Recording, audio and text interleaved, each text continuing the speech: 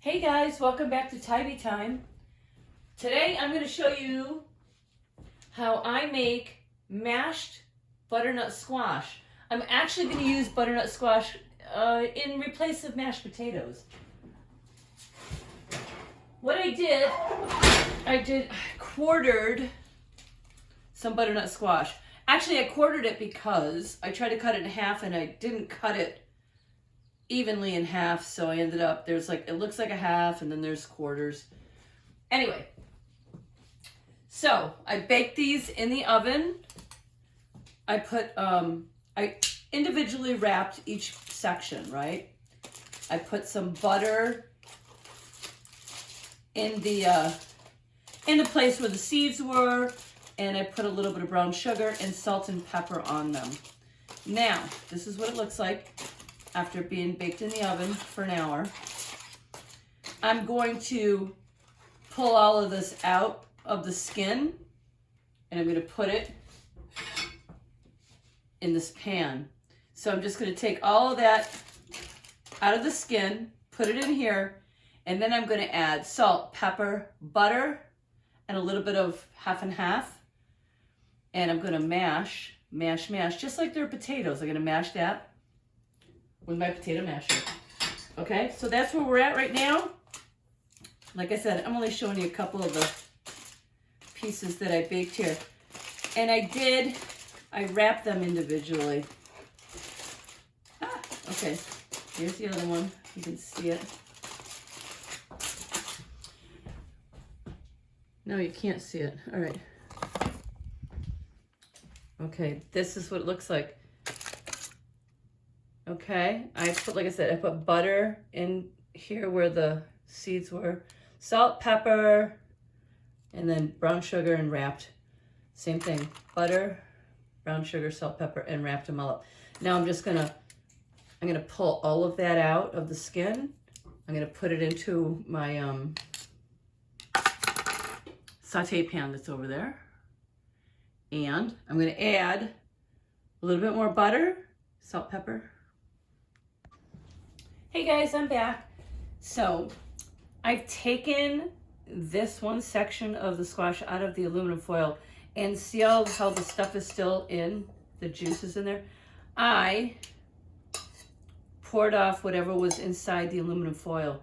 This is crazy hot, so I've got to be careful. Anyway, I'm going to scoop out the cooked squash and put it into the pan. This is probably not the best way to do it, but this is how I'm doing it. I just didn't want to lose all the juice and the butter and the brown sugar and the goodies that I had bacon in here. So I'm just going to scoop this out as best I can and then pull the skin out without burning myself. This is probably funny. You'll probably find a better way to do this than I am. But this is how I'm doing it. I guess I could have let it cool more, but I was kind of in a hurry. It's not really a hurry. It's just that I'm going to make dinner. What I'm going to do with this is I'm going to use this squash in place of making mashed potatoes. I'm trying to make a healthier dinner. And I made a meatloaf yesterday. And so what I'm going to do is have this with the meatloaf in place of mashed potatoes. I thought that would be healthier, even though I'm putting a little bit of brown sugar. Well, I'm not putting it now. The brown sugar was baked in with it. All right, so let me get that skin out. So there, all the skin's out, the flesh is in there. All right, I'm gonna do the same thing to this one. Pour off all the goodies that were in there. And then, I don't know, that one's not going so good.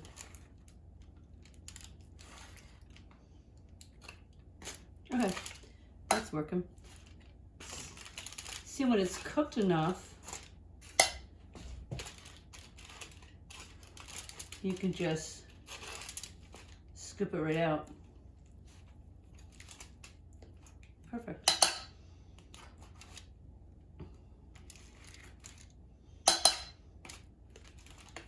All right, so let me finish scooping this out and I'll be back and show you what I do when it's done.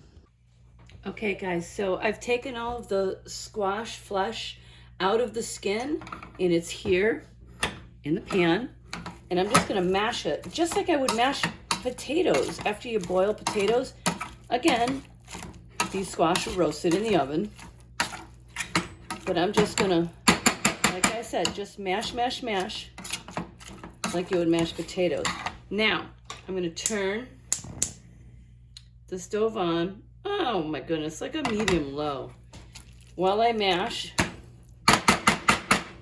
And then I'm gonna add, but this isn't a ton of squash here. This is just 2/4 of the entire squash. I'm just gonna add, oh, that's probably altogether maybe a tablespoon of butter because I'm slicing that thin. All right, so then I'm gonna say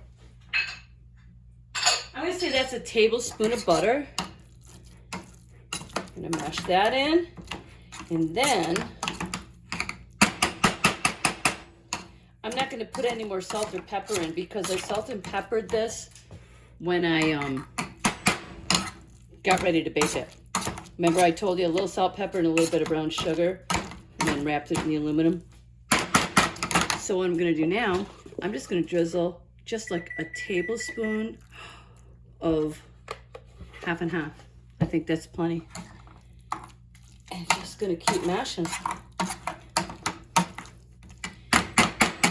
And I have, you just heard the beeper, the timer just went off because I have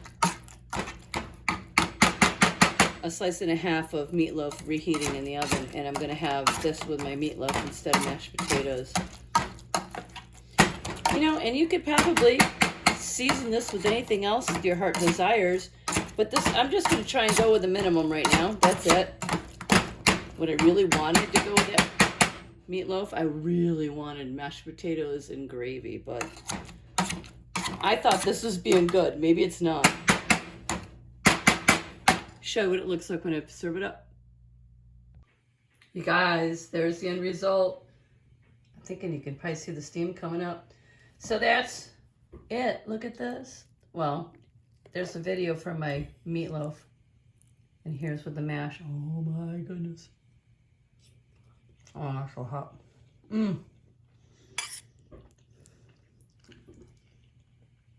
Seriously, I really, really wanted mashed potatoes and gravy, but this is so much, well, I'm not going to say it's so much better, but this is as good. Okay, thanks for spending time.